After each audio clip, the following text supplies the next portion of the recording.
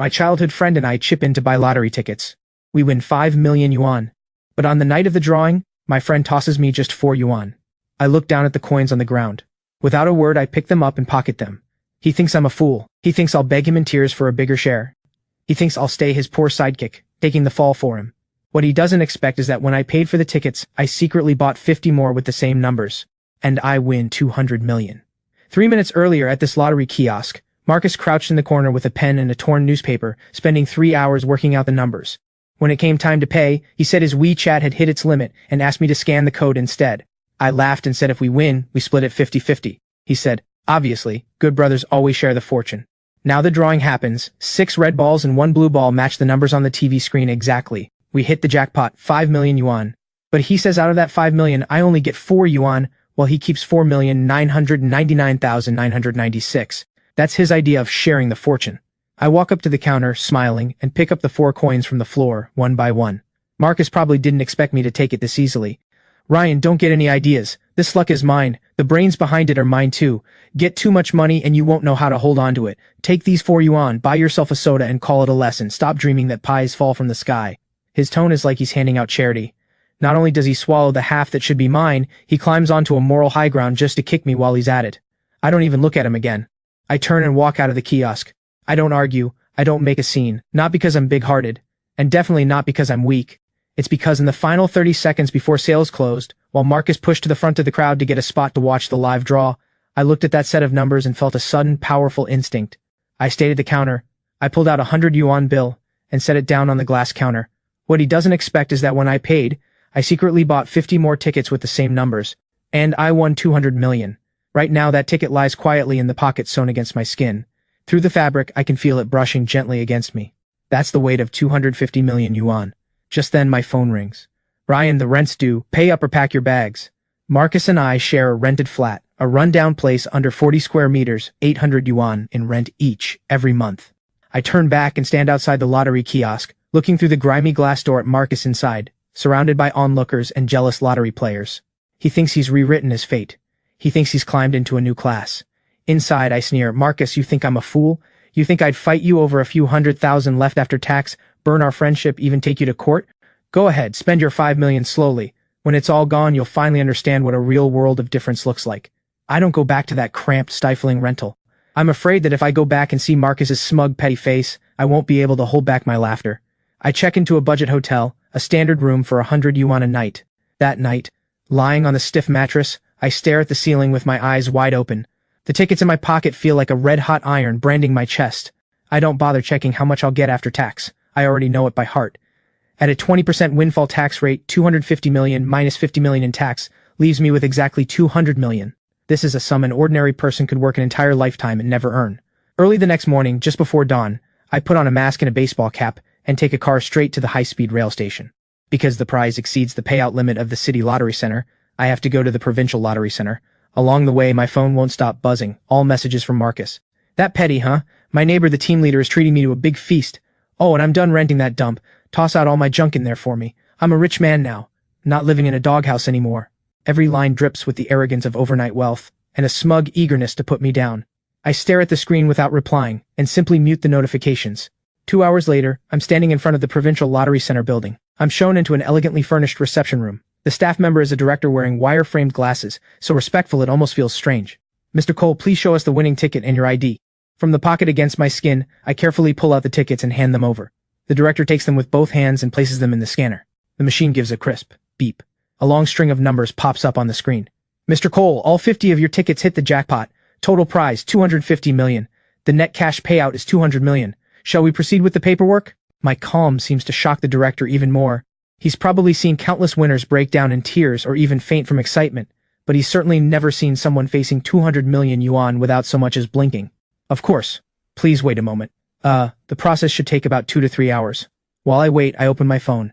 Marcus has already flooded my social feed. The first post shows a heavily blurred winning check, captioned, Fortune's turn, 30 years here, 30 years there. Heaven does have eyes. My riches have finally arrived. The second post shows him slapping his resignation letter down on his supervisor's desk, captioned, Screw the clock and screw the overtime. Starting today, I answer to no one. The third post is a sneaky photo of me. In it, I'm crouched on the balcony of the rental, eating instant noodles, my back looking a little shabby. Captioned, "Some people are just born poor. Fussing over 4 yuan. Deserves a lifetime of instant noodles." This post, he made sure not to hide it from anyone. I look at this post he clearly wants everyone to see, meant to make his glorious new image shine brighter. I can't help but laugh out loud. "Mr. Cole, what's so funny?" "Nothing. Just watching a clown dance." I take the pen and stroke by stroke on the thick payout agreement sign my name. 10 minutes later, my phone buzzes once. I look at the long string of zeros in my bank balance and quietly slip the phone into my pocket. Outside, the sunlight is blinding. My new life begins. After leaving the lottery center, I don't go back to that shabby little town. In the busiest CBD of the provincial capital, I take out a long-term lease on a presidential suite at the Intercontinental Hotel. 8,800 yuan a night. When I swipe my card, my hand doesn't even hesitate. I take a hot shower and change into a bespoke suit I picked up on a whim at the luxury boutique downstairs. Standing at the huge floor-to-ceiling window, looking down at the bustling city below, a sense of total control rises from deep inside me. This is the power of capital. Over the following week, I don't rush to get back at Marcus, because I know that the best way to deal with a shallow, small-minded upstart is to let him inflate himself first, inflate until he's at his absolute peak, and then kick him straight into the abyss. I start working with headhunting firms, posting high-paying job listings. My suite becomes a temporary interview room. I want to build a top-tier business team to prepare for the next stage of Windfall Holdings. And during this same week, Marcus goes on a relentless spree, never letting up for a moment. It's as if he wants to purge every ounce of poverty and every hardship he's ever endured, all in just these few days. On my phone, I get his bragging messages every single day. On Tuesday, he sends a photo of a steering wheel, a golden shield emblem, a Porsche Panamera. "Ryan, see this? Paid in full, 1.8 million. This is the smell of real leather seats. You'll probably never smell it in your whole life. Had I known you were this pathetic, I should have been generous that day and tossed you a few hundred more, haha." On Thursday, he sends a close-up of his wrist, a Rolex Submariner, his arm looped around an arm with bright red nail polish. Submariner, 180,000. This girl's a minor influencer. She wouldn't even glance at me before. Now she's glued to me every day, calling me bear. Money really is a wonderful thing. Too bad this kind of fortune isn't something you can force. Looking at these messages, dripping with cheap taste and the stench of new money, I actually find it a little boring. After tax, he had 4 million, 1.8 million on a car, 180,000 on a watch, plus all his other reckless spending. In just a few short days, his principal has already shrunk by half. He thinks he's crossed into a new class, become a man above men. But in the eyes of truly wealthy people, an upstart with no substance, who only knows how to spend recklessly, is the perfect mark to be fleeced. "Mr. Cole, here's the business acquisition proposal. Let me walk you through the details. Following your instructions, we've completed a full asset acquisition of Xinhui Commercial Street on the east side of the city. The developer's cash flow has collapsed and he's eager to sell. If we acquire it outright, the package price would be around 80 million. I open the proposal, my eyes lingering on photos of the storefronts. That's the busiest, most bustling, highest traffic prime location in this whole city. Good. No need to haggle. Tell the developer I'll pay 90 million on the condition that all transfer paperwork is done within 3 days. Understood, Mr. Cole. I'll get on it right away. And keep this one storefront empty for me. No matter who comes to rent it, without my approval, it's not to be leased out. Yes, Mr. Cole. Kevin steps out. The vast presidential suite is empty again. Just me alone. Just then my phone screen lights up. Another message from Marcus. This time, it's a mass invitation. "Hey, hometown brothers, this weekend at 8, I booked 2 tables at the Royal International Hotel to celebrate. I just picked up my new ride, brothers. Everyone, please come and honor me with your presence. Tonight, everything's on me." Right after that, he sends me a private message too. "Ryan, I've told everyone in the group. Come and share in the good fortune too. Don't worry, I won't make you chip in. It always broke my heart watching you eat instant noodles. Don't be shy. Just think of it as a chance to see how the other half lives." Every single word oozes an eagerness to strut and gloat in front of me, and it's revolting. He needs a contrast so badly. Without me, his old roommate, as the backdrop, how else could he show off how great he's become? I look at my phone, the corner of my mouth curling into a cold smile. "Since you're so eager to put on a show, I'll go and give you an audience. And while I'm at it, I'll show you what the real world looks like. Saturday night, 8 o'clock. I push open the heavy door of the Emperor's Hall private room. Beneath a huge crystal chandelier sits a round table big enough for 20 people, filled with the same hometown crowd who normally work factory floors and construction sites. Marcus sits right in the center of the head table, the absolute seat of honor. Pressed close beside him is a heavily made-up woman, the very same one from his social feed, Misty the Gold Digger. Oh, well, speak of the devil, here comes our saint, Ryan. Everyone take a look. This is the guy who spent 4 yuan trying to claim 2.5 million as my good brother. Ryan, where'd you rent that suit today? Fits pretty well. 200 yuan a day, huh?" The room erupts in laughter. These hometown folks all came from poor backgrounds too, but now in the face of Marcus reeking of new money, they fall right in line without hesitation. "Ryan, what you pulled wasn't right at all. Bear worked out those numbers. What gives you the right to a share, haha?" "Exactly. Bear's spending tens of thousands on this dinner alone. Go raise a toast and apologize to him. I'll skip the toast. I'm just here to eat. Marcus's expression shifts, clearly displeased by my calm, unyielding attitude. Fine. Got some spine, huh? Bring out the expensive dishes. Australian lobster, king crab, shark fin, abalone, bring it all out. Let's give our poor brother here an eye-opener. The dishes arrive quickly. Marcus rambles on at the table, spit flying, bragging wildly about picking up his Porsche, bragging about dropping 30,000 yuan at a nightclub last night. The hometown folks listen, eyes green with envy, lining up one by one with their glasses to toast him. Every one of them calls him Bear with sickening warmth. After a few rounds of drinks, Marcus's vanity swells to its absolute peak. He wraps his arm around Misty's waist and staggers over to me. Good, isn't it? This top-grade abalone. Back when you were eating instant noodles, you couldn't even dream of this. It's all right. The cooking's a bit off. Compared to the specialty dishes I've been having at the Intercontinental Presidential Suite these past few days, this really does taste like chewing rubber. Keep up the act, why don't you? Ryan, I'll say this once. Money is the one thing I'm not short on now. You couldn't afford one tire off my car in your whole life. Out of consideration for our hometown ties, let me point you toward a way out. Take this money. Starting tomorrow, quit that lousy job of yours and come work as my personal driver. Didn't you always complain my feet smelled and refuse to wash my socks? Well, now you'll not only drive me around, you'll polish my leather shoes to a shine every day too. This 20,000 is your salary for the month. How about it? Ha ha ha. Bear, you're being way too generous with him. 20,000 to hire a useless driver. The hometown crowd all look at me with a mix of complicated expressions. Some envious that I might get 20,000, others just waiting to watch me humiliated. In their eyes, the lure of 20,000 yuan is enough to buy out a poor man's entire dignity. I stare quietly at the 20,000 on the table. In my mind flashes the balance sitting in my bank account. 200,042 yuan. 20,000 yuan.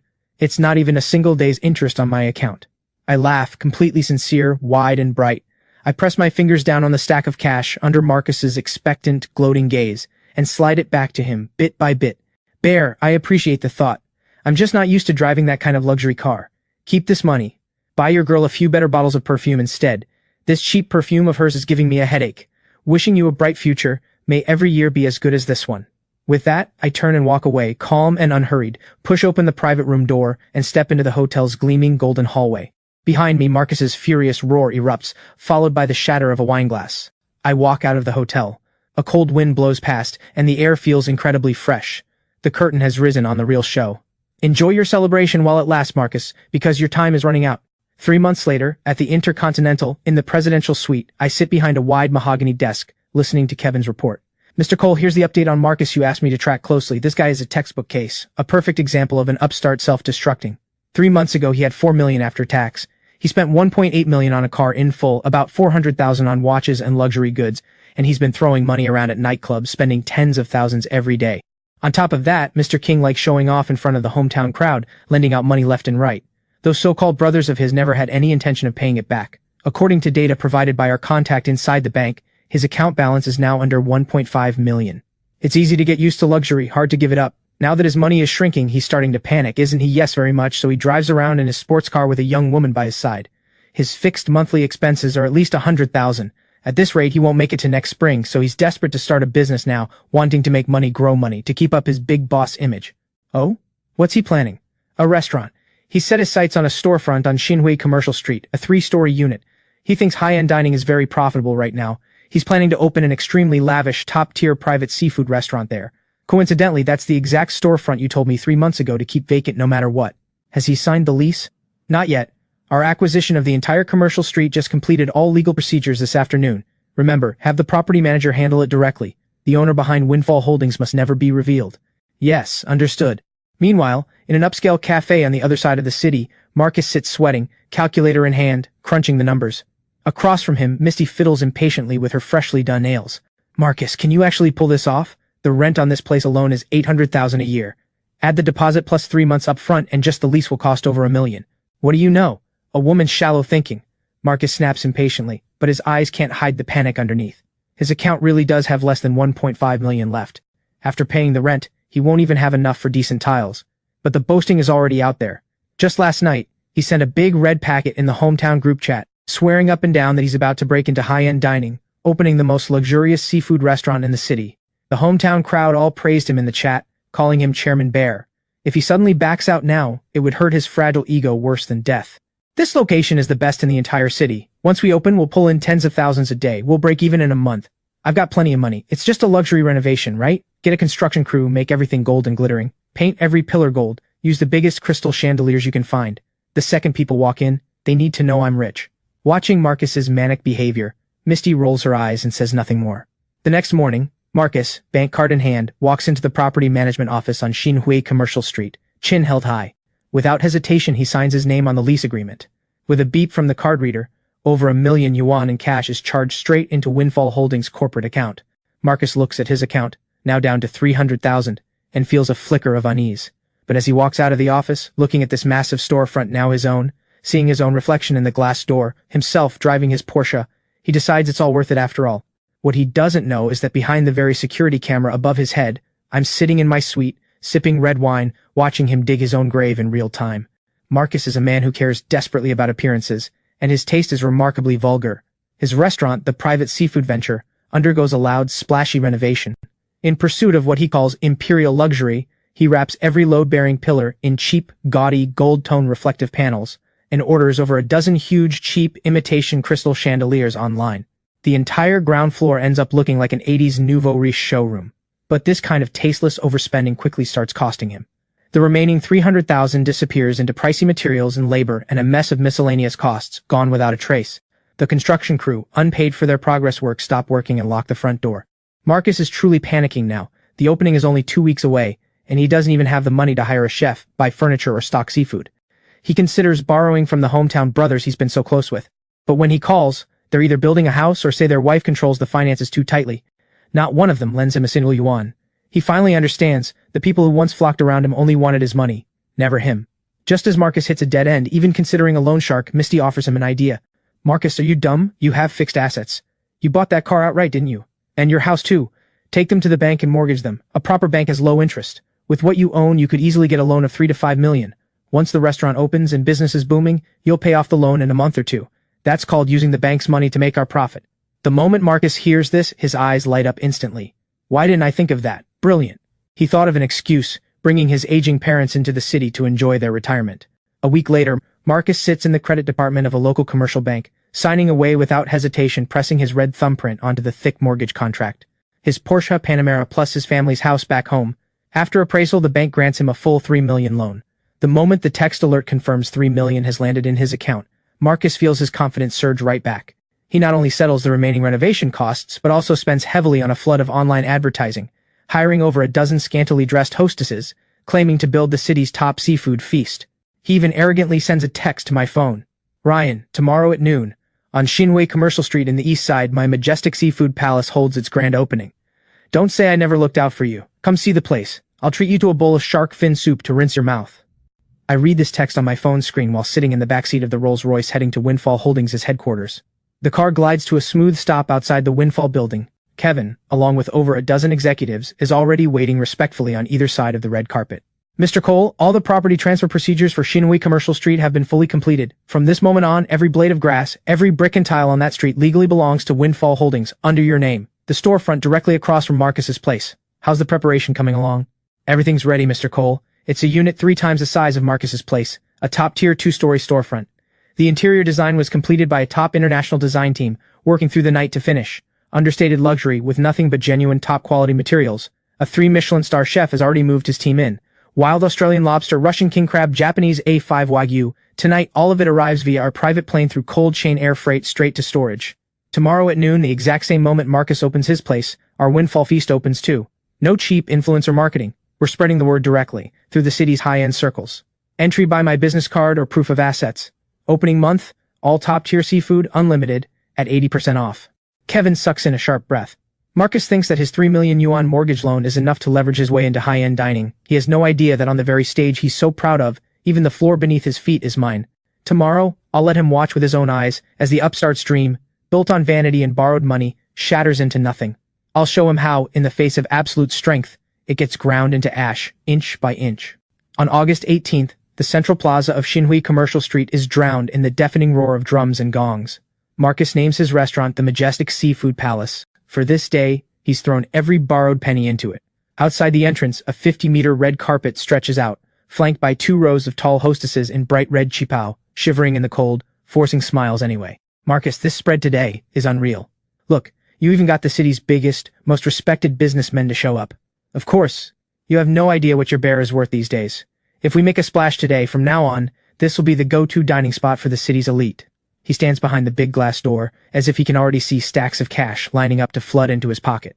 Just as he's about to have someone light the custom-made firecrackers worth 88,000 yuan directly across the street, separated by just a 12-meter wide walkway, that building, covered by a massive black curtain for a full 2 weeks, 3 stories tall, suddenly stirs to life. No deafening drums, no gaudy red carpet, just a few low, solemn ceremonial cannon blasts, and the massive black curtain falls away, smooth as silk. The smile on Marcus's face freezes.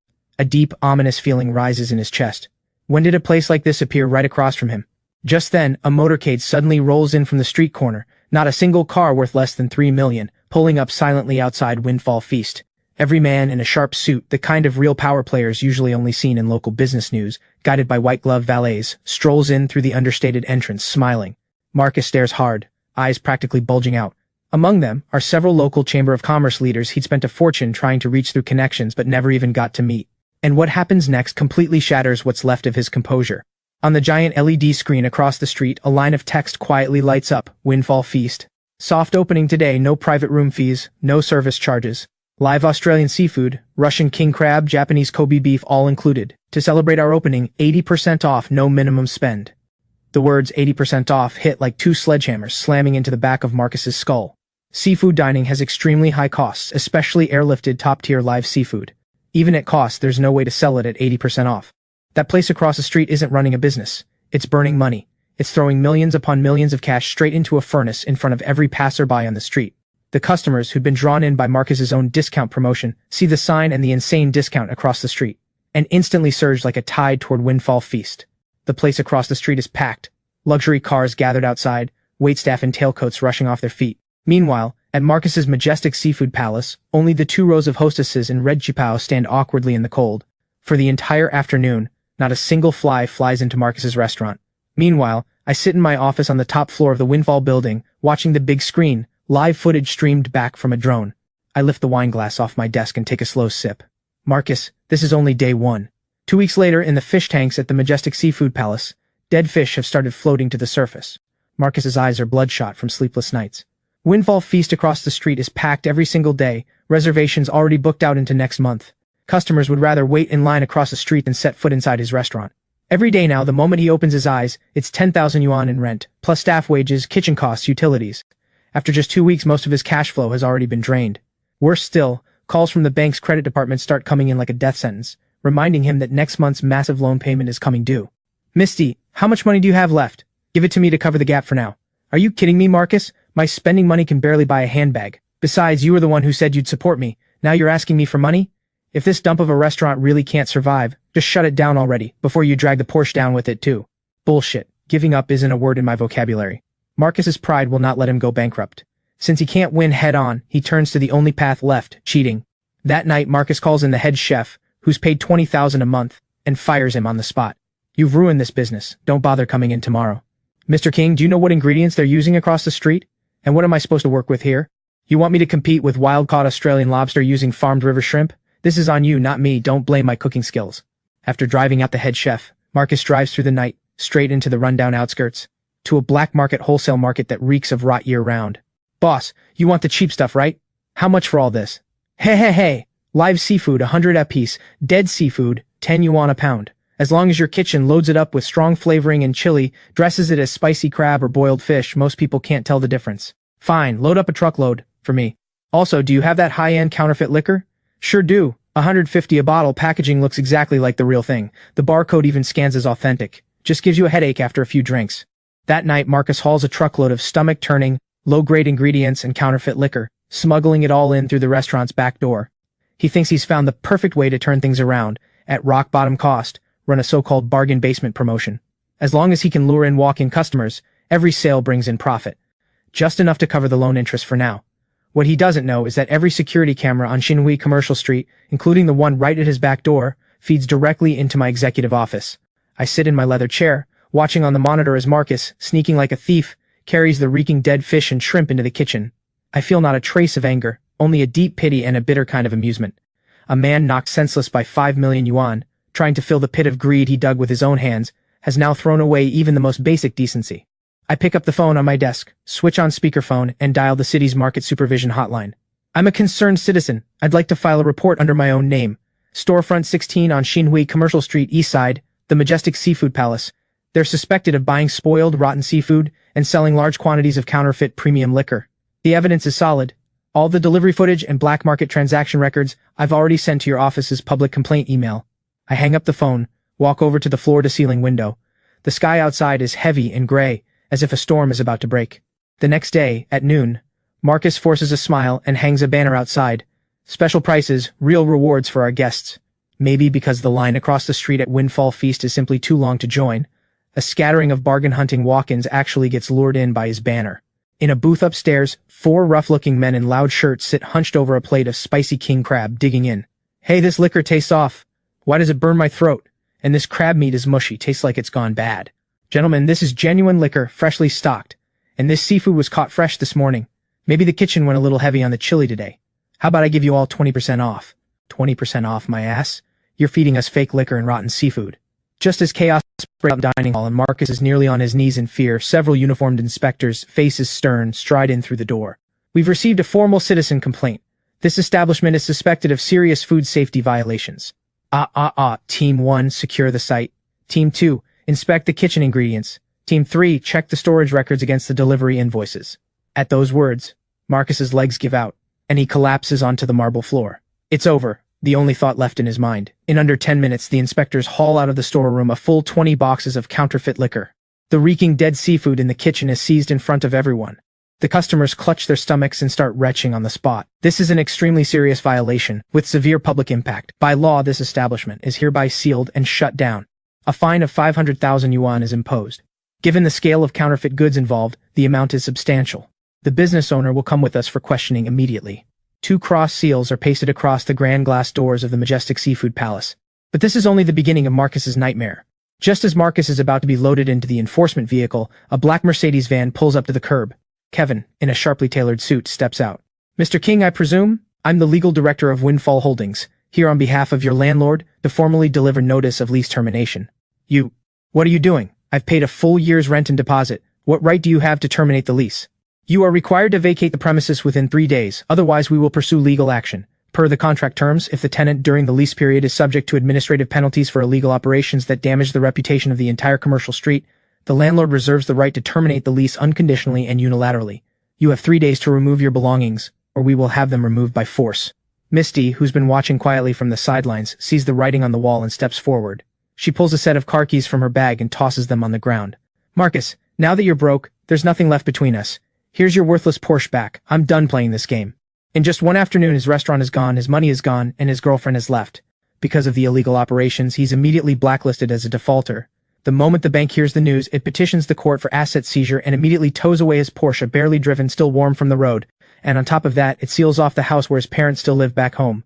4 million in lottery winnings plus 3 million in loans. He squandered every last yuan of it, and still owes the bank nearly 2 million. As Marcus is loaded into the enforcement vehicle, he looks across the street at Windfall Feast, still ablaze with light, luxury cars still coming and going. Then he looks at his own place, the Majestic Seafood Palace, sealed with white tape. Even now, he still doesn't understand what god he's crossed, to be crushed like this, wiped out in a beatdown from an entirely different league. In a dark, damp basement in the city's urban village, a sharp, moldy stench hangs in the air, mixed with the sour smell of cheap instant noodles. I know you're in there. Your 3 million loan is seriously overdue. Sure, the house and car have been auctioned off, but after depreciation and penalty fees, you still owe 1.8 million. Pay up, now. Marcus buries his head under a yellowed blanket, trembling like a leaf. Ever since the Majestic Seafood Palace was shut down, his whole world has collapsed. Blacklisted as a defaulter, he can't even ride the high-speed train, and no legitimate factory will hire him. The debt collection agencies keep relentless watch on him too. Even going out to collect trash for cash, he has to constantly watch for anyone who might recognize him. The pounding on the door outside lasts half an hour. Finally, after a string of vicious curses fades into the distance, Marcus lets out a long breath of relief, collapsing onto the bed like a heap of mud. He's starving. Ever since he finished his last pack of instant noodles 3 days ago, he's survived on nothing but tap water. Trembling, he pulls out his phone, its screen shattered like a spiderweb, hoping to find some off-the-books day labor job online just to eat. But the moment he opens his browser, a local business news alert stabs at his eyes. Windfall Holdings strikes again. Mysterious young chairman invests 300 million to acquire the city's new Southside landmark. The photo in the article shows a skyscraper piercing the clouds, the headquarters of Windfall Holdings itself.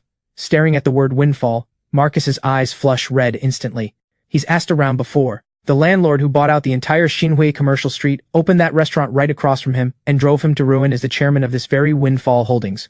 Word is, this mysterious mogul is remarkably young, with connections everywhere and wealth beyond measure.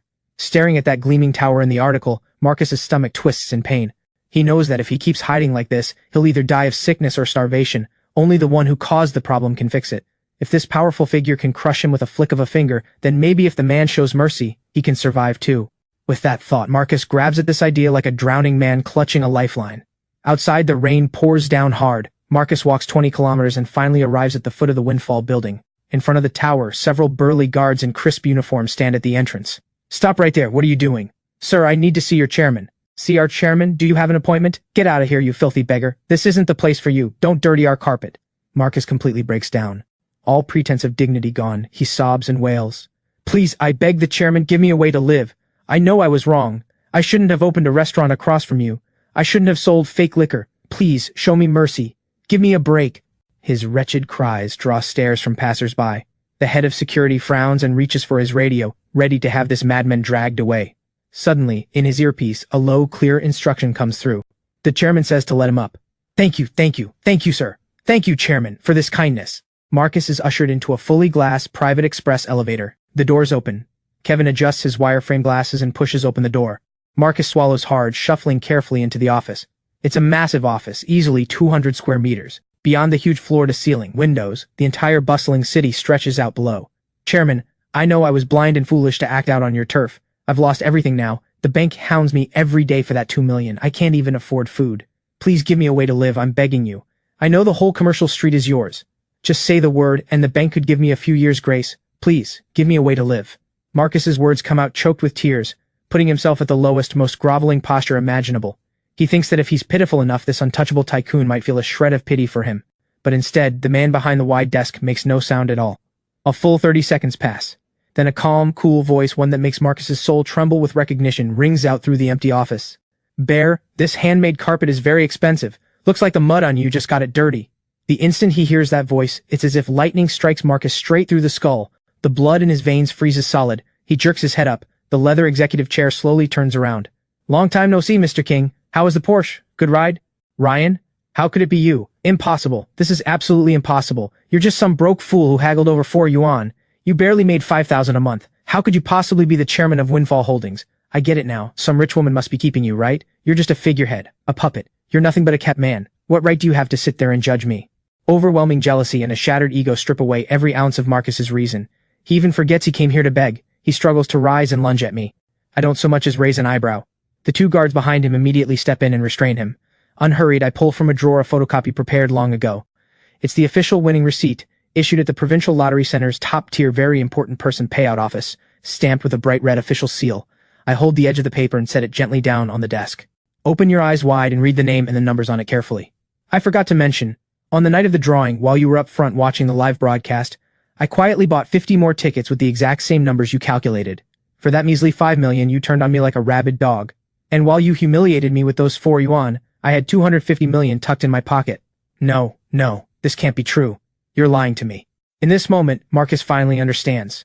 He understands why I stayed silent and calm back at the lottery kiosk. He understands why Windfall Holdings so precisely bought up the very street he was on. He understands why that top-tier restaurant spared no expense slashing prices to 80% off, just to destroy him. It turns out, from the very moment he tried to hoard that 5 million alone, throwing 4 1 yuan coins at my feet, he had already dug, with his own hands, a grave from which there was no return. If he hadn't been so greedy, if he hadn't burned that bridge, even if he'd only kept 2.5 million for himself, given our 3 years of friendship, with 200 million in my hands, I could have easily thrown some resources his way.